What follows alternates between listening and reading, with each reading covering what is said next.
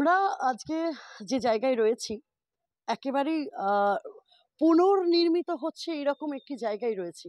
এশিয়ার সবচেয়ে প্রথম রবীন্দ্র ভবন এই শহরে তৈরি হয়েছিল এবং ২০০০ সালে এই রবীন্দ্র ভবন কিন্তু ভগ্নস্তূপে পরিণত হয়েছিল। তারপর পুনর্নির্মিত হয়েছিল, পুনর্নির্মাণের জন্য হাত দেয়া হয়েছিল এই রবীন্দ্র ভবনে। কিন্তু তা আর পুনর্নির্মিত হয়নি। কারণ অর্ধেক সমাপ্তিভাবেই রয়েছে কিন্তু এই কাজটি রবীন্দ্র ভবনে।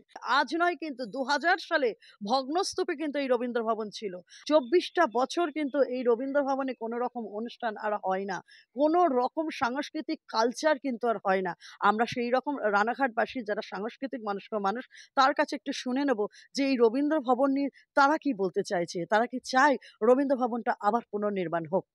আমরা যখন এই রবীন্দ্র ভবনে যখন প্রথম নাটক করি, সে সময় ৳২ টিকিটে আমরা নাটক করতে পেরেছিলাম। আর বর্তমান সময়ে যারা এই সময়কার সাংস্কৃতিক কর্মী যারা আছেন এই শহরের, তারা রবীন্দ্র ভবনের যে মজা সেটা তারা পেল না। কোন অজ্ঞাত কারণে রবীন্দ্র ভবনের কাজটা থমকে গেল।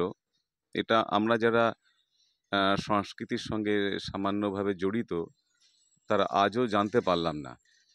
বেশ কয়েকবার বিভিন্ন সংগঠন নানানভাবে চেষ্টা করেছে রবীন্দ্র ভবনকে পুনরুজ্জীবন দেওয়ার জন্য, কিন্তু বারবার সেই গুড়ে বালি ঢালা হয়েছে।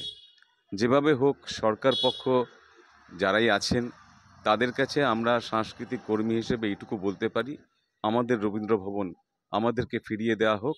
এই শহরের গৌরবের ধন রানাঘাট রবীন্দ্র ভবন। আমার শহর রানাঘাট থেকে সঙ্গীতা চ্যাটার্জির রিপোর্ট, কলকাতা টিভি।